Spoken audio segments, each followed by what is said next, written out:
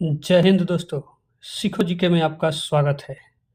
तो चलिए फिर हम लोग आज फिर से BPSC special Bihar special GK में आज हम लोग चर्चा करेंगे बीपीएससी 63वीं 2018 में जो एग्ज़ाम हुआ था उसका बिहार स्पेशल क्वेश्चन। चलिए तो प्रारंभ करते हैं हम लोग। पहला क्वेश्चन है हमारा कि स्वामी सहजानंद सरस्वती ने एक पत्रिका का प्रकाशन किया जिसका नाम था, ठीक है।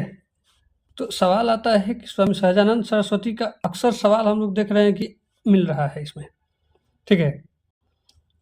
तो स्वामी सहजानंद सरस्वती का पत्रिका, तो पहला ऑप्शन हम लोग देख रहे हैं जन क्रांति है, हुंकार है, कृषक समाचार, विद्रोही है। तो किसानों को जगाने के लिए उन्होंने हुंकार भरा था, याद रखेंगे हम लोग। यानी पत्रिका का नाम उनका यहाँ हुंकार, ऑप्शन बी सही उत्तर होगा। हुंकार के अलावा लोक संग्रह भी उनका एक पत्रिका और था, ठीक है।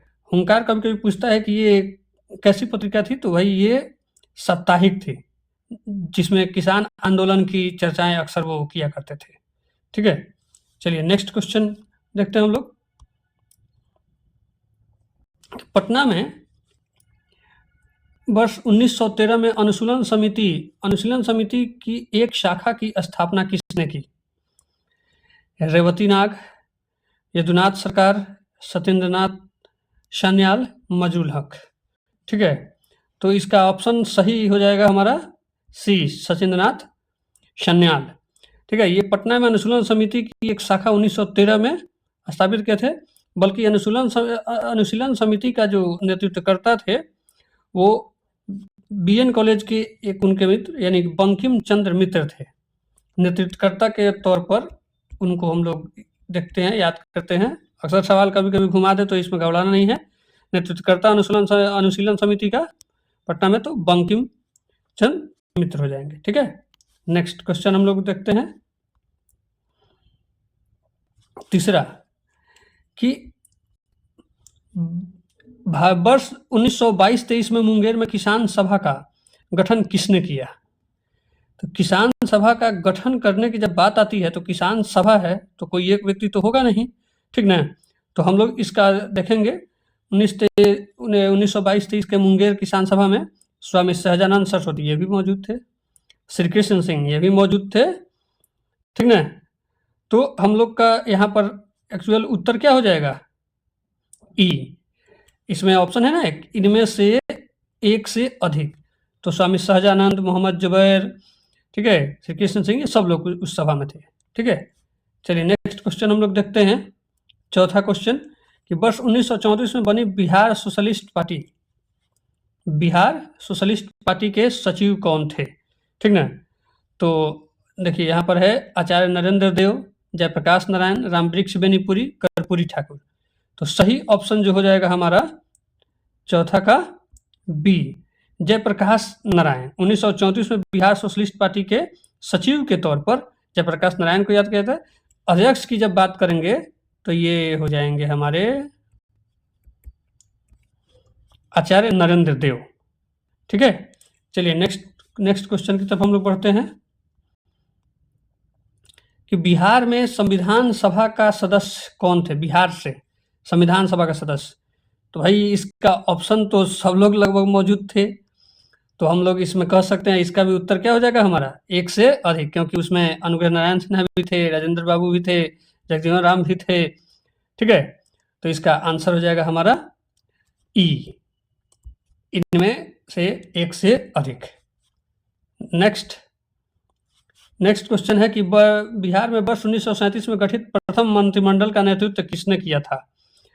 तो सबसे पहले जो मंत्रिमंडल का गठन हुआ था उसका किए थे मोहम्मद यूनिस, ठीक है। ये मोहम्मद यूनिस बांग्लादेश वाले नहीं हैं, ठीक है, अपने बिहार वाले हैं, ठीक है। जो बिहार के लिए सबसे पहले प्रीमियर, उस समय मुख्यमंत्री को प्रीमियम कहा जाता था, प्रीमियर बनकर चले थे, ठीक है।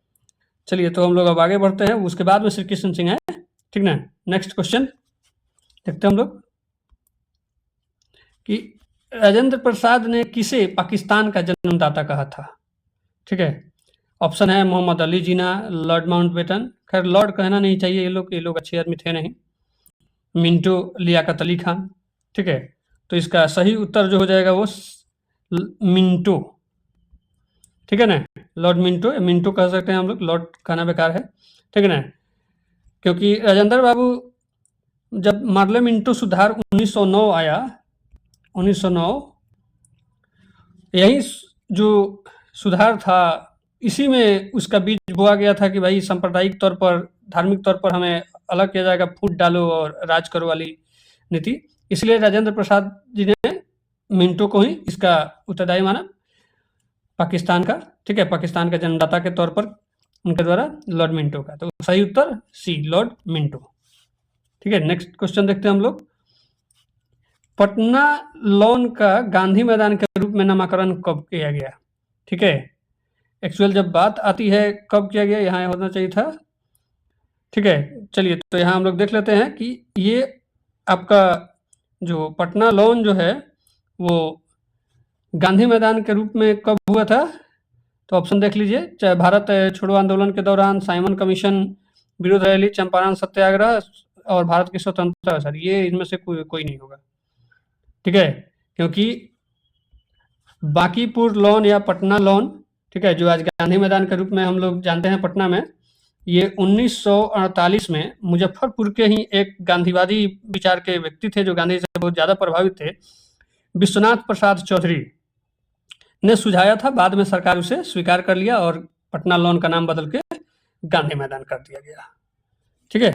नेक्स्ट क्वेश्चन देखते हैं कि निम्नलिखित में से बिहार के निम्नलिखित जिलों में कौन सा जिला नेपाल के साथ सीमा साझा नहीं करता है। तो भाई साहब सबसे पहले हम लोग जान लेते हैं, अगर अच्छा होता कि भाई साझा कौन करता है, ठीक ना। तो देखिए, मधुबनी, किशनगंज, सीतामढ़ी, पूर्णिया। तो सही आंसर जो इसका हो जाएगा नहीं करता है वो है डी, ठीक ना। पूर्णिया पश्चिम बंगाल के साथ साझा करता है, ठीक है ना। तो इसका सही आंसर डी हो जाएगा। तो आइए जरा देख लेते हैं कि नेपाल के साथ साझा करने वाला जिला का जो टोटल संख्या है वो जानकारी के लिए हम बता दें आपको 7 है।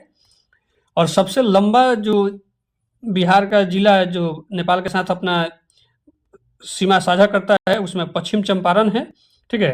तो पश्चिम चंपारण से ही शुरू करिए। पश्चिम चंपारण, एक पूर्वी चंपारण यानी बेतिया, मोतिहारी, सीतामढ़ी, मधुबनी, सुपौल, अररिया और किशनगंज, यानी ये 7 जिला जो है वो हो जाएंगे, ठीक है। चलिए नेक्स्ट क्वेश्चन हम लोग देखते हैं।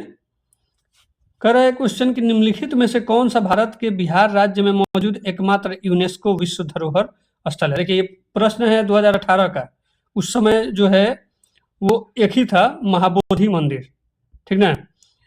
महाबोधि मंदिर था जो विश्व धरोहर में यूनेस्को के शामिल था, जिसको कब शामिल किया गया था, 2002 में शामिल किया गया था, ठीक है। तो अब इसका भाई आगे देखेंगे हम लोग, तो आंसर हो जाएगा ए, भाई हमारा महाबोधि मंदिर, ठीक ना। कारण कि अब नालंदा में बौद्ध मठ की बात देखिए ऑप्शन में ये है, तो ऑप्शन आपका जो है वो ई हो जाएगा, ठीक ना। अभी नालंदा में, नालंदा का जो बौद्ध विहार है, पुराना जो खंडहर है जिसे बख्तियार खिलजी ने जला दिया था, उसको भी अब मिल चुका है यूनेस्को के विश्व धरोहर में, अर्थात बिहार में कितना हो गया, 2। चलिए तो अब आगे बढ़ते हैं हम लोग। बाढ़ सुपर थर्मल पावर स्टेशन किस राज्य में स्थित है। भाई बाढ़ थर्मल पावर जिसे एनटीपीसी संचालित करता है, ये बिहार का सुपर थर्मल पावर है, पटना के पूरब बाढ़ में, बाढ़ जगह पे स्थित है, ठीक ना। थर्मल पावर है यानी कोयला से बिजली बनाने का काम किया जाता है, बिजली बनता है वहाँ पे। चलिए नेक्स्ट देखते हैं हम लोग। बिहार प्रोविंशियल किसान सभा का गठन कब हुआ था, ठीक ना। तो बिहार प्रोविंशियल सभा यानी प्रांतीय सभा जो स्वामी सहजानंद सरस्वती के द्वारा सोनपुर मेला में किया गया था, ठीक है, 1929 में। ए सोनपुर मेला में यही किसान सभा, बिहार प्रांतीय किसान सभा स्वामी सहजानंद के द्वारा किया गया था। नेक्स्ट क्वेश्चन, किस अधिनियम के तहत बिहार एक अलग राज्य बना। तो बिहार एक अलग राज्य बनने की जब बात आती है तो इसका ऑप्शन हो जाएगा हमारा सही भारत सरकार अधिनियम 1935 के तहत बिहार एक अलग राज्य, क्योंकि आपको पता होगा 1936 में बिहार से कौन अलग हुआ? उड़ीसा, ठीक ना? तो उड़ीसा अलग होता है, ठीक। इससे पहले जो एक्ट था यानी अधिनियम था, बंगाल, बिहार, असम 1912 अधिनियम था, ठीक है। लेकिन इसका सही उत्तर हो जाएगा हमारा ए। चलिए नेक्स्ट क्वेश्चन हम लोग आगे बढ़ते हैं। किस राज्य में, देखिए ध्यान देंगे हम लोग, किस राज्य या किन राज्यों में पंचायती राज संस्थाओं में स्त्रियों के 50% आरक्षण को वैध किया गया? भाई साहब इसका एकदम आंख मूंद के चलिए, ऑप्शन ए एक होगा ये, बिहार, ठीक है, बिहार हो जाएगा। इसका सही उत्तर जो होगा वो बिहार होगा, ठीक ना। ऐसे बिहार के बाद से बहुत सारे राज्यों में ऐसा किया गया, जैसे आपका हिमाचल हो गया, छत्तीसगढ़ हो गया, ये सब, ठीक ना। चलिए नेक्स्ट क्वेश्चन हम लोग देखते हैं आगे कि भारतीय जनगणना 2011 के अनुसार पुरुष स्त्रियों दोनों में प्रतिशत साक्षरता किस राज्य की न्यूनतम है? तो भाई साक्षरता दर के मामले में हम लोग सबसे पीछे चल रहे हैं, बिहार हमारा, ठीक है। अगर साक्षरता की बात किया जाए, ठीक है, तो हो जाएगा इसमें कि अगर पुरुष की देखा जाए बिहार में तो 71% है, ठीक ना, लगभग 71%, और महिला का लगभग 51.5%, महिला का लगभग 51.50% साक्षरता बिहार में 2011 जनगणना के अनुसार। ये फीमेल के लिए और ये हमारा मेल का है, ठीक ना। नेक्स्ट आगे देखते हैं हम लोग।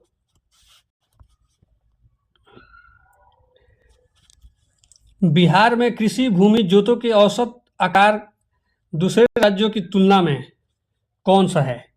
तो भाई न्यूनतम से हम लोग थोड़ा सा ऊपर हैं, ठीक है, यानी न्यूनतम से दूसरा हो जाएगा, ठीक ना, क्योंकि अगर देखा जाए उसमें तो केरल सबसे कम है और उसके बाद हम ही लोग आते हैं, ठीक है ना। न्यूनतम के तौर पर अगर देखा जाए औसत भूमि तो हमारा हो जाएगा कौन सा? पहला केरल और दूसरा हम लोग नीचे से टॉपर। नेक्स्ट क्वेश्चन देखते हैं हम लोग 17। भारत के किस राज्य में वर्तमान मूल्यों पर नवीनतम प्रति व्यक्ति आय न्यूनतम है? भाई आय का भी मामला है तो बस बिहार को ही आप टिक करिए, एकदम सही उत्तर है बिहार, क्योंकि हमारी प्रति व्यक्ति आय जो है वो सबसे अभी कम चल रहा है, ठीक है ना। नेक्स्ट क्वेश्चन, बिहार का नवीनतम वार्षिक प्रति व्यक्ति बिजली उपभोग, तो बिजली उपभोग के मामले में भी हम लोग थोड़ा सा आगे चल रहे हैं न्यूनतम से, ठीक है ना, यानी कि न्यूनतम को ही हम लोग यहाँ पर रखेंगे, ठीक। बिजली उपभोग के मामले में हम लोग अगर न्यूनतम की बात किया जाए तो अभी अगर वर्तमान में कहा जाए 2025 में प्रति वर्ष प्रति व्यक्ति कितना खपत है, तो 363 से 374 किलोवाट, ठीक है ना। ये प्रति वर्ष चल रहा है अभी 2025 का, ये जो डेटा है 2025 का है, ठीक ना। चलिए आगे बढ़ते हैं हम लोग।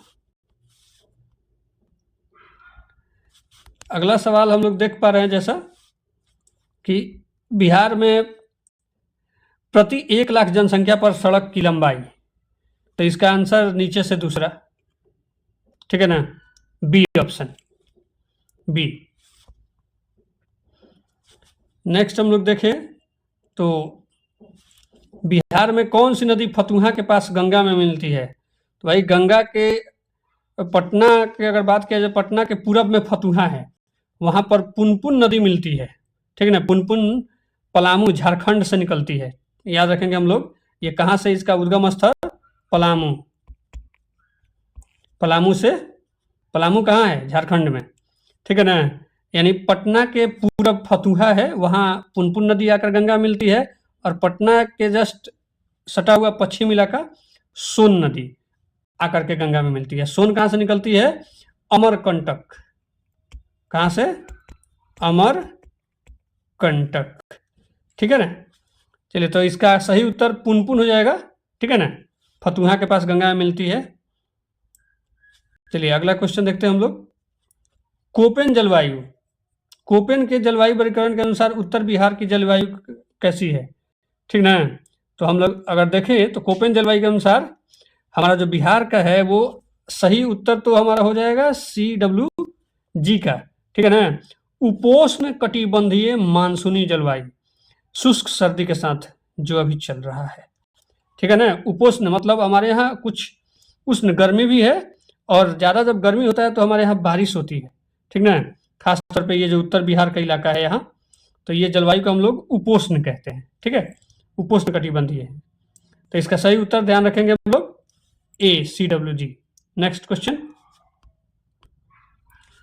देखिए, नेक्स्ट क्वेश्चन में भी उत्तर बिहार का ही दिख रहा है। मुजफ्फरपुर, दरभंगा, चंपारण जिलों में कौन सी मिट्टी अधिकांशतः पाई जाती है। तो इसका सही उत्तर हो जाएगा नवीन जलोढ़, यानी ये थोड़ा सा एक नहीं होगा, जलोढ़, नवीन जलोढ़ मिट्टी, ठीक ना। ये नवीन जलोढ़ मिट्टी जो है हमारा मुजफ्फरपुर, दरभंगा, चंपारण के अधिकांश भागों में पाई जाता है, ठीक ना, जिसको हम लोग कछारी मिट्टी भी कहते हैं। चलिए नेक्स्ट, बिहार का सर्वाधिक जूट उत्पादक जिला। तो जूट उत्पादन के मामले में बिहार भारत में दूसरे नंबर पर है, बंगाल के बाद, पश्चिम बंगाल के बाद। और बिहार में जो जिला है वो है पूर्णिया। पूर्णिया जिला जो है ऑप्शन डी, पूर्णिया जिला जूट का सर्वाधिक उत्पादक है। चलिए नेक्स्ट बढ़ते हैं हम लोग आगे। त्रिवेणी नहर, देखिए त्रिवेणी यानी 3 ठो होना चाहिए वहां पे, कोई कुछ होगा नदी 3 ठो। आइए देखते हैं त्रिवेणी नहर किस नदी पर निर्मित है। तो इसका सही उत्तर जो है वो सी गंडक हो जाएगा। ये भारत और नेपाल बॉर्डर पर, ठीक है, पश्चिम चंपारण जाएंगे बिहार के हम लोग तो वहाँ मिलता है त्रिवेणी, नेपाल और वहाँ बॉर्डर पर स्थित है। वहाँ एक्चुअल तो एक गंडक नदी है, ठीक है। उसके बाद नेपाल से आती है 2 नदियाँ जो वहाँ आकर के मिलती है, काली और त्रिशूली नदी। याद रखिएगा, काली और त्रिशूली नदी के संगम पर गंडक नदी पर स्थित है त्रिवेणी नहर, ठीक है ना। चलिए नेक्स्ट बढ़ते हैं हम लोग आगे। जैन धर्म के प्रवर्तक महावीर जी का मोक्ष स्थान कहाँ है। तो भाई जैन धर्म के 24वें प्रवर्तक जो हैं महावीर जी, उनका जन्म कहाँ, वैशाली, और मोक्ष पावापुरी, ऑप्शन नंबर सी, ठीक है ना। 24वें तीर्थंकर थे महावीर जी, ठीक है ना, 24वें तीर्थंकर। चलिए आज यही हम खत्म कर रहे हैं। लाइक, कमेंट, शेयर करते रहिए। धन्यवाद, नमस्कार।